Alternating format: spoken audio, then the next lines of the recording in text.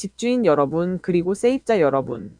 만약 전세 계약이 끝났는데 보증금을 두세 달 늦게 돌려줬다는 이유로 재판도 없이 내 집이 바로 경매에 넘어간다면 어떠시겠습니까? 반대로 전세 사기가 판치는 세상에서 소송 없이 바로 보증금을 회수할 수 있는 강력한 무기가 생긴다면 세입자 입장에선 얼마나 든든할까요? 지금 국회에서는 바로 이런 내용을 담은 주택임대차보호법 개정안이 잇따라 발의되면서 부동산 시장이 술렁이고 있습니다. 오늘 영상에서는 이 법안이 정확히 어떤 내용을 담고 있는지, 그리고 왜 전문가들과 공인중개사들이 우려의 목소리를 높이고 있는지 자세히 파헤쳐 보겠습니다. 먼저 법안의 핵심부터 살펴보겠습니다. 지금까지는 집주인이 보증금을 돌려주지 않을 때 세입자가 집을 경매에 넘기려면 복잡하고 긴 소송 절차를 거쳐 법원의 허가를 받아야 했습니다. 시간도 돈도 많이 들고 그 사이 세입자는 피가 마르는 고통을 겪어야 했죠. 그런데 최근 윤종호 진보당 의원 등 야당 의원들이 발의한 개정안에 따르면 이런 복잡한 절차를 대폭 간소화했습니다. 임차권 등기를 마친 세입자가 계약 종료 후 3개월, 다른 법안에 따르면 불과 2개월이 지나도록 보증금을 돌려받지 못하면 별도의 소송 없이 바로 해당 주택을 경매에 넘길 수 있게 하겠다는 겁니다. 여기에 더해 보증금 미반환에 따른 지연 이자까지 집주인이 물도록 하는 내용도 포함되었습니다. 물론 이 법안의 취지는 명확합니다. 최근 몇 년간 대한민국을 강타한 전세 사기 공포로부터 임차인의 권리를 강력하게 보호하겠다는 것이죠.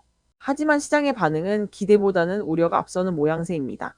전문가들은 빈대 잡으려다 초과삼간 태우는 격이 될 수 있다고 경고합니다.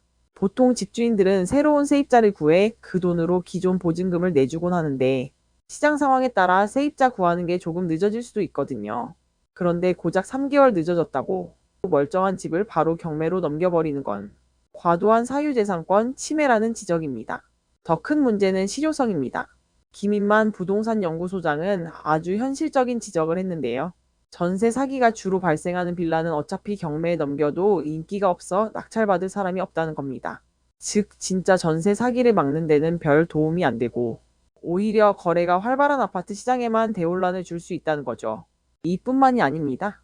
한창민 사회민주당 대표가 발의한 안에는 전세 계약 기간을 기존 2년에서 3년으로 늘리고 갱신 청구권을 통해 최장 9년까지 살 수 있게 하는 파격적인 내용도 담겨 있어 임대인들의 반발이 더욱 거센 상황입니다.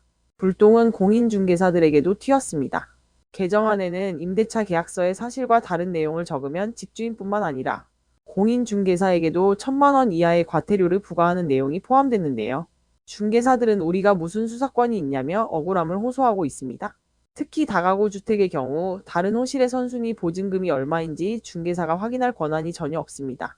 집주인이 거짓말을 하면 알 방법이 없는데 책임은 중개사가 지라는 건 부당하다는 것이죠. 지토스 이재윤 대표 역시 정보 접근 권한은 주지 않고 책임만 지우는 건 과도한 제재라고 꼬집었습니다.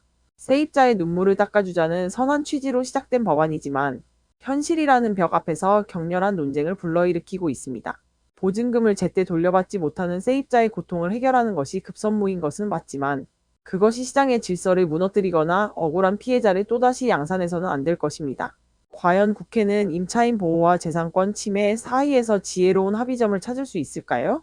아니면 또 하나의 부동산 포퓰리즘 법안으로 남게 될까요? 여러분의 생각은 어떠신가요? 댓글로 자유롭게 의견 남겨주세요.